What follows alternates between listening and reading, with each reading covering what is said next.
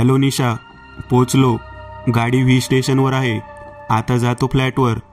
तू झोप, आराम कर आणि लवकर माझ्याकडे मुंबईला ये. राजन म्हणाला. हो रे, सोनियाताईचे लग्न नसते तर मी तुझ्याबरोबरच येणार होते. असू दे, 15 दिवसांचाच तर प्रश्न आहे. मग मी येतच आहे. निशा म्हणाली. ओके जानू, मिस यू. राजन म्हणाला.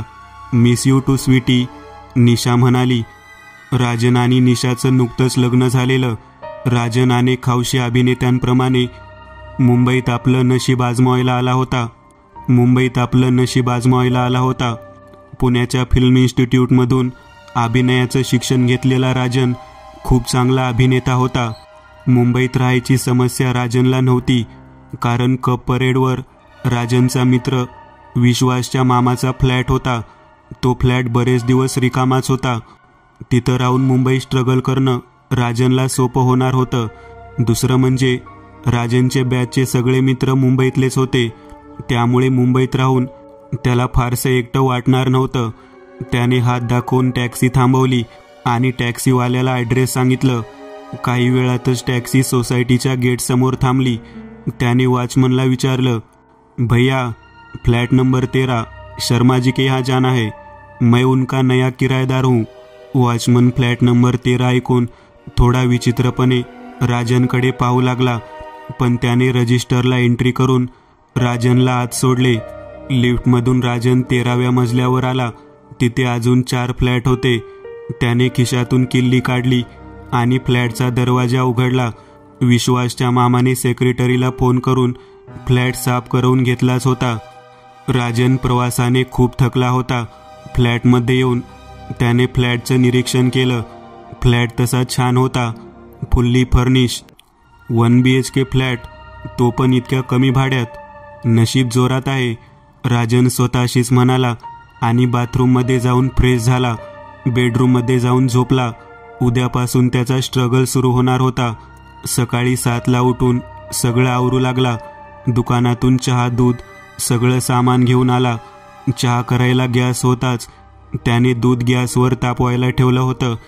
तेवढ्यात त्याचा फोन वाजला आणि गॅस बंद न करता तो फोनवर बोलत बाल्कनीत गेला.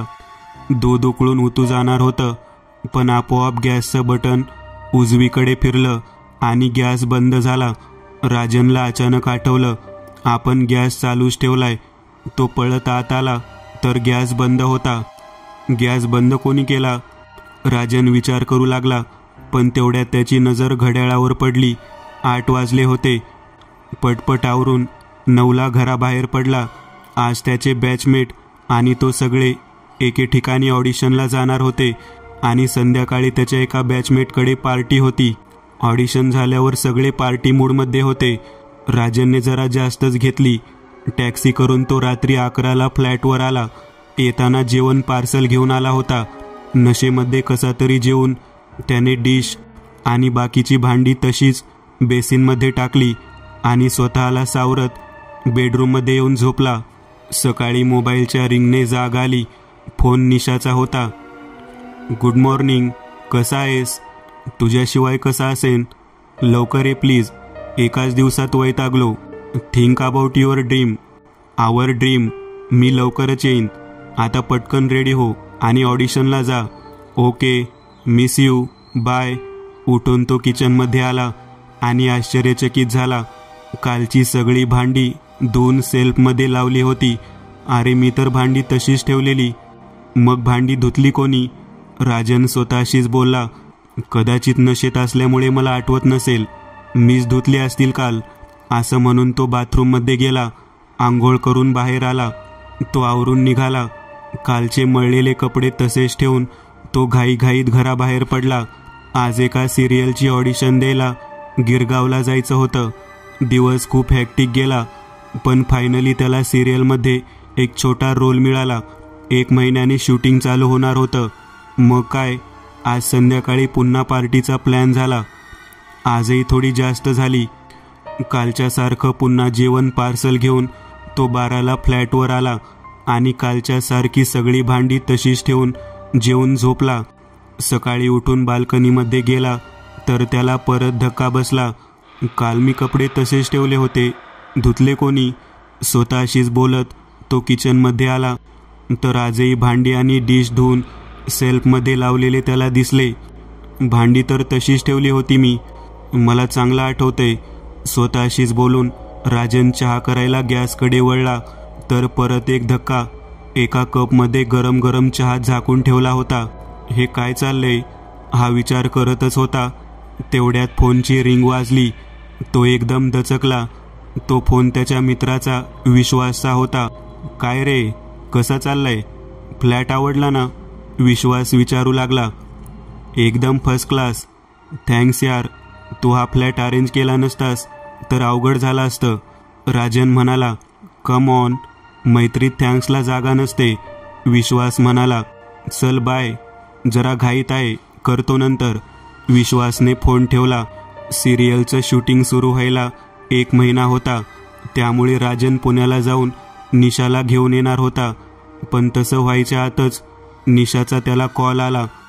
ती आता 3-4 दिवसात मुंबईला येणार होती. त्यामुळे राजन मुंबईतच थांबला. घरात घडणाऱ्या विचित्र गोष्टी चालूच होत्या. सकाळी सकाळी राजनसाठी गरम गरम चहा तयार असायचा. तो घराबाहेर असायचा तेव्हा त्याचे कपडे कोणीतरी धुवून वाळत घातलेले असायचे.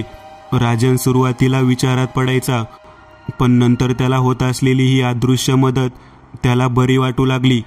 आणि फायनली निशा मुंबईत येऊन दाखल झाली आणि राजनच्या आनंदाला उधाण आलं. तो तिला रिसीव्ह करायला स्टेशनला पोहोचला आणि तिला घेऊन फ्लॅटवर पोहोचला. निशाने फ्लॅटची एकूण अवस्था बघून म्हटलं, तू एवढा कधी सुधारलास? फ्लॅट एवढा स्वच्छ ठेवलायस, किचन पण एकदम साफ, भांडी धुतलेली. निशाला त्या विचित्र घटनांबद्दल काही सांगायचं नाही असं त्याने आधीच ठरवलं होतं, कारण ती थोडी घाबरट स्वभावाची होती. मीच करतो सगळं, तू येणार होतीस म्हणून मग सगळं स्वच्छ करून ठेवलं. राजन म्हणाला. गुड, चल आता झोपू, मी खूप थकलीये. निशा म्हणाली. रात्रीचे 3 वाजलेले. निशाला तहान लागलेली. ती हळूच बेडवरून उठली आणि किचनमध्ये आली. तिने लाईट लावली आणि फ्रीजमधून पाण्याची बाटली काढली आणि पाणी पिऊ लागली. फ्रीज उघडून बाटली आत ठेवली आणि फ्रीज बंद केला आणि ती मागे वळली आणि एक जोरदार किंकाळी तिच्या तोंडून बाहेर पडली. एक नववधूच्या पोशाखातील स्त्री केस मोकळे सोडून तिच्या समोर बेडरूममधून बाहेर येताना तिला दिसली. त्या स्त्रीने निशाकडे बघून एक विकृत स्मित केले आणि ती स्त्री समोरच्या बाल्कनीकडे चालत जाताना दिसली.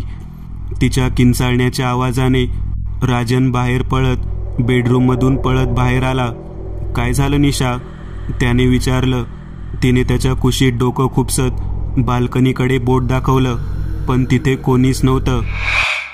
निशाला शांत करून राजन तिला बेडरूममध्ये घेऊन आला, पण तिच्या डोळ्यासमोरून त्या स्त्रीचा भयान रूप जात नव्हतं. शेवटी कशी तरी झोप लागली तिला, पण राजनला माहीत होतं की निशाला भास झाला नव्हता. या घरात कोणीतरी आहे. पण मग ती आजच का समोर आली? मी गेले 10 ते 12 दिवस एकटाच राहिलो इथे, तेव्हा तर ती माझ्यासमोर आली नाही. तिने उलट माझी मदतच केली. राजन स्वतःशीच विचार करत होता.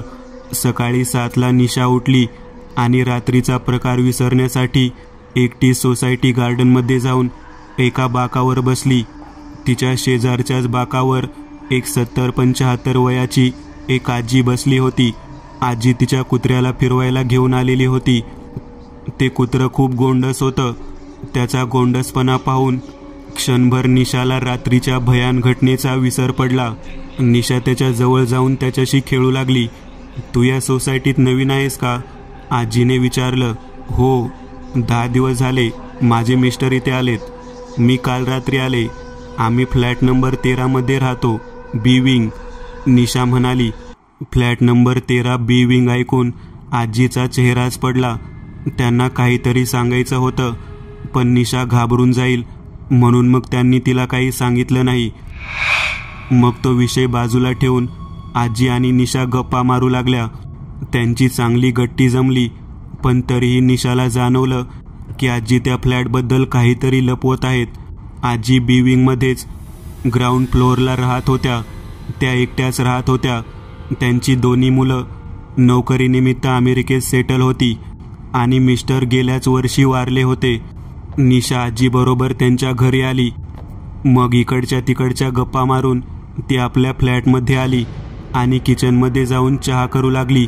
आणि तेवढ्यात शोकेसमध्ये ठेवलेला साखरेचा डब्बा तिच्या अंगावर पडला, थेट तिच्या डोक्यावर. तिच्या डोक्याला खोज पडली आणि रक्त वाहू लागले.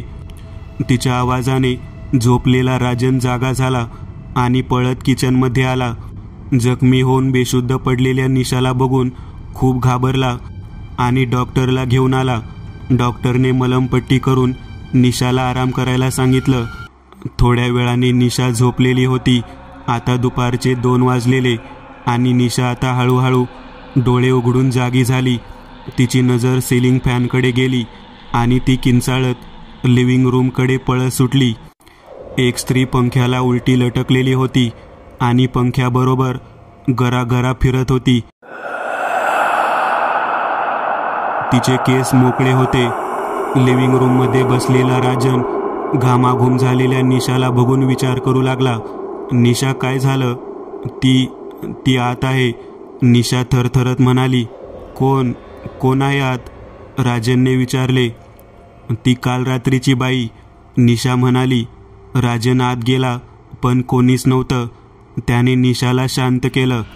तू काहीतरी खा आणि झोपेची गोळी घेऊन झोप. राजन म्हणाला. मी नाही राहणार इथं. या घरात भूत आहे. तू पण चल ना राजन, इथं राहणं धोक्याचं आहे. निशा म्हणाली. निशा, तुला माहिती आहे मी असं नाही करू शकत. मुंबईत असा फ्लॅट नाही मिळू शकत आणि तो पण इतक्या कमी भाड्यात. सध्या तरी मी दुसरीकडे कुठं फ्लॅट अफोर्ड नाही करू शकत. राजन पटकन बोलून गेला. अरे पण ती बाई, निशा पुन्हा म्हणत होती. अगं तुला भास होत आहेत. मी इतके दिवस एकटा राहत होतो, काय प्रॉब्लेम झाला नाही. राजन म्हणाला. निशाला पण वाटलं की कदाचित खरंच आपल्याला भास होत असावेत. ती शांत झाली. आपण एक काम करू, जरा बाहेर फिरून येऊ, म्हणजे तुला बरं वाटेल आणि मग बघ सगळं ठीक होईल. राजन बोलला. इच्छा नसताना निशा तयार झाली. ते बाहेर पडले. तिचं मन रमवण्यासाठी राजन तिला मूवीला घेऊन गेला. मग चौपाटीवर फिरून रात्रीचं जेवण करून ते घरी आले. रात्रीचे 11 वाजले होते. मग ते झोपले. निशाला झोप येत नव्हती. निशाला भीती वाटतच होती की कधी ती बाई पुन्हा तिच्या समोर येईल. ती डोळे मिटून पडून होती. जरासुद्धा कुठं टक झालं तरी ती दचकत होती. म्हणता म्हणता 1 वाजला. राजन मात्र गाढ झोपला होता आणि अचानक तिच्या कानाजवळ पुटपुटण्याचा आवाज आला. तू का आलीयेस? तो फक्त माझा आहे. आमच्या दोघांच्या मध्ये येऊ नकोस. चलती हो इथून. निशाने हळूच डोळे उघडले. ती निशाच्या डोक्याशी बसली होती. मोकळे केस, नववधूसारखी सजलेली. ती भयानक हावभाव करून निशाकडे बघत होती आणि तीच वाक्य पुन्हा पुन्हा पुटपुटत होती. निशा किंचाळली. तिने डोळे मिटून घेतले. राजन जागा झाला. त्याने लाईट लावली. निशा उठली. मी निघाले इथून. मी नाही राहणार इथं. ती नाही राहू देणार मला. असं बडबडत निशा अंगावरच्या कपड्यानिशी घराचं मुख्य दार उघडून लिफ्टकडे जाऊ लागली. राजन तिच्या मागे तिला समजवायचा प्रयत्न करत होता. ती काही ऐकून न घेता लिफ्टमध्ये शिरली. तिच्या मागे राजन पण शिरला. लिफ्ट ग्राउंड फ्लोअरला आली. लिफ्टच्या बाहेर निशा रडत होती आणि राजन तिची समजूत घालत होता. आता फायनली राजनने तिला ती यायच्या आधी घडलेल्या विचित्र घटना सांगितल्या. ते ऐकून तर आता तिने ठरवलं की आता ती त्या घरात जाणारच नाही. त्याचं बोलणं बाजूच्या घरात आजीनं ऐकलं. त्या दार उघडून बाहेर आल्या. निशा, तू खरंच जाऊ नकोस त्या फ्लॅटमध्ये. आणि राजन, तू सुद्धा तिथं राहू नकोस. ती तुम्हाला एकत्र राहू देणार नाही. आजी म्हणाल्या. म्हणजे आजी, तुम्हाला पण त्या फ्लॅटबद्दल माहिती आहे? निशाने विचारलं. तुम्ही आत या, सगळं सांगते. आजींनी दोघांना घरात घेतले. दोघे सोफ्यावर बसले. आजी खुर्चीवर बसून सांगू लागल्या. 4 वर्षापूर्वीची गोष्ट. सुवर्णा नाव होतं तिचं. शिरीष बरोबर लग्न करून ती आली होती इथं राहायला. शिरीषला ती पसंत नव्हती, पण घरच्यांच्या आग्रहामुळे लग्न केलेलं त्याने. लग्नाच्या पहिल्या रात्री शिरीष तिला इथे एकटी सोडून त्याच्या प्रेयसीकडे गेला. ती तशीच नववधूच्या पोशाखात रात्रभर त्याची वाट बघत बाल्कनीत उभी राहिली, पण तो आलाच नाही. दिवसामागून दिवस गेले. 4 महिने झाले. ती रोज रात्रभर त्याची वाट बघत बसायची, त्याच नववधूच्या पोशाखात, पण तो आलाच नाही. तिची कित्येक स्वप्न धुळीला मिळाली आणि एक रात्री तो आला. त्यांचं कडाक्याचं भांडण झालं. खालीपर्यंत आवाज ऐकू येत होते. तो त्याचं सामान बॅगमध्ये भरून निघून गेला आणि काही क्षण गेले असावेत, तिने बाल्कनीतून उडी घेऊन आत्महत्या केली. तेव्हापासून तो फ्लॅट बंद होता. बऱ्याच लोकांनी तिला बाल्कनीत रात्री उभं राहिलेलं बघितलं, त्यामुळे कोणी भाडेकरू तिथं येत नसत. राजन, तू आलास आणि ती तिचा नवरा बघू लागली आणि त्यामुळं निशाची तिला अडचण वाटू लागली आहे. ती निशाला इथून घालून देण्यासाठी तिला घाबरवत आहे आणि जर निशा नाही गेली तर अनर्थ होईल. राजन, तू पण नको राहूस. हे सगळं ऐकून राजन आणि निशा स्तब्ध झाले. राजनला सुद्धा आता भीती वाटू लागली त्या घरात जायची. आजी, मग काय करू आता, तुम्ही सांगा, राजनने विचारले. उद्या सकाळीच तो फ्लॅट खाली करा. राहिला तुमच्या राहण्याचा प्रश्न, तर माझ्या बहिणीचा फ्लॅट आहे दादरला, तिथं तुमची सोय मी करून देईन. आजीच्या बोलण्याने राजनला आणि निशाला धीर आला. आज रात्री इथे झोपा, उद्या घर खाली करा. दुसऱ्याच दिवशी त्यांनी तो फ्लॅट खाली केला. आजीच्या बहिणीच्या फ्लॅटमध्ये त्यांची सोय झाली. आता निशा खुश होती आणि सुरक्षित वाटत होतं तिला. रात्री निशा आणि राजन त्यांच्या नवीन घराच्या बेडरूममध्ये गाढ झोपले होते. ते दोघेच नव्हते. त्या पलंगावर मध्यभागी राजन होता. डाव्या बाजूला निशा होती आणि उजव्या बाजूला सुवर्णा. तिच्या त्याच नववधूच्या पोशाखात राजनच्या डोक्या शेजारी बसली होती. ती त्याला निहाळत होती आणि एक गाणं पुटपुटत स्वतःशीच हसत होती. ते गाणं होतं, तू जहां जहां चलेगा मेरा साया साथ होगा. मित्रांनो, आज पुरतं एवढंच. तुम्हाला जर काही गोष्ट आवडली असेल तर नक्की लाईक करा. तुमच्यापैकी बरेचसे जण व्हिडिओ लाईक न करताच पळून जातात, पण हा जर व्हिडिओ तुम्ही लाईक केला तर मला जरा बरं वाटेल आणि असेच भारी भारी व्हिडिओ बनवायची माझ्यात एनर्जी येईल.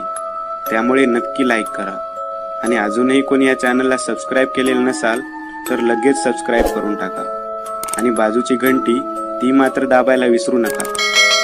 देवाची घंटी आहे ती. चला तर मग पुन्हा भेटूया अशीच एक आगळी वेगळी गोष्ट घेऊन पुढच्या